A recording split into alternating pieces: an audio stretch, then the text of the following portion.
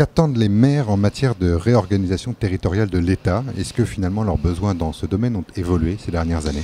En tout cas, la réflexion a bien évolué. C'est-à-dire qu'aujourd'hui, si on veut être les meilleurs, et on a besoin de l'être sur le plan de tout ce qui peut se faire sur les territoires, il faut qu'il y ait un réel partenariat entre les services de l'État et l'ensemble des collectivités territoriales. Ça veut dire que l'État doit être plus proche, il doit être garant, il doit être réorganisé. Or, le Premier ministre a dit pourquoi pas plus de choses au niveau du département qu'à la région. Donc l'État oscille un petit peu sur ses positions.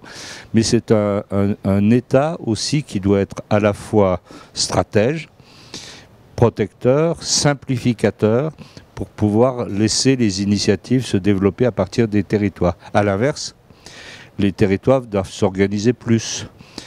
Il va y avoir d'ailleurs il y a une modification dans les bulletins de vote pour le printemps, pour les intercommunalités.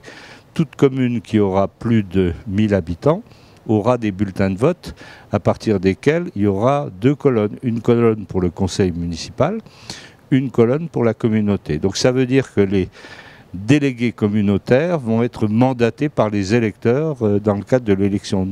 Donc ça veut dire, je pense, que ce sera vécu comme ça, un débat sur quel va être le projet communautaire de la communauté de communes ou de la communauté d'agglomération ou de la communauté urbaine.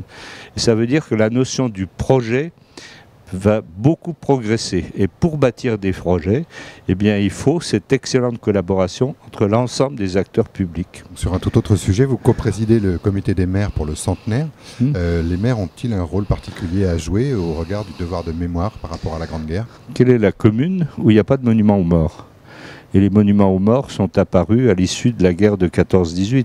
C'était quand même un drame national exceptionnel. Je vois, la guerre a débuté dans notre région, la bataille de Nancy, du Grand Couronné, la trouée de Charmes dans les Vosges, cette ouverture, etc. Des dizaines de milliers de morts les premiers jours, si vous voulez. Ensuite, la bataille s'est organisée sur tout le front, et vous connaissez comme moi les chiffres. Donc ça a été un drame national. Donc il faut expliquer tout ça, il faut comprendre tout ça, comprendre le rôle des femmes pendant cette période de la guerre, comprendre le rôle des troupes qui sont venues d'Afrique occidentale, d'Afrique de l'Ouest, bref. La mémoire, c'est important. Un peuple qui n'a pas de mémoire ne sait pas où il va. Donc, dans une démarche ouverte de paix, de réconciliation, il faut objectivement présenter les choses telles qu'elles se sont déroulées. Et puis derrière ça, il y a le souvenir français dit dans sa définition, à eux la gloire, à ceux qui sont morts, à nous la gestion du souvenir. Je pense qu'au bout de 100 ans, il n'y a plus de survivants. Donc il faut organiser le souvenir pour les jeunes générations, pour tout le monde. Et vous verrez, il y aura un monde fou pour s'intéresser à ces questions. Et puis il y a du tourisme mémoriel important dans notre pays.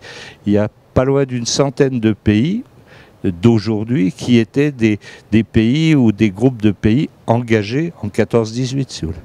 Puis derrière ça, il y a 2 leitmotifs fondamentaux. Il y a la paix durable, et puis à l'organisation politique de l'Europe. Et les élections, c'est en juin. On est bien dans une période propice pour faire valeur et droit à ce qu'a été et ce qu'a apporté l'Europe.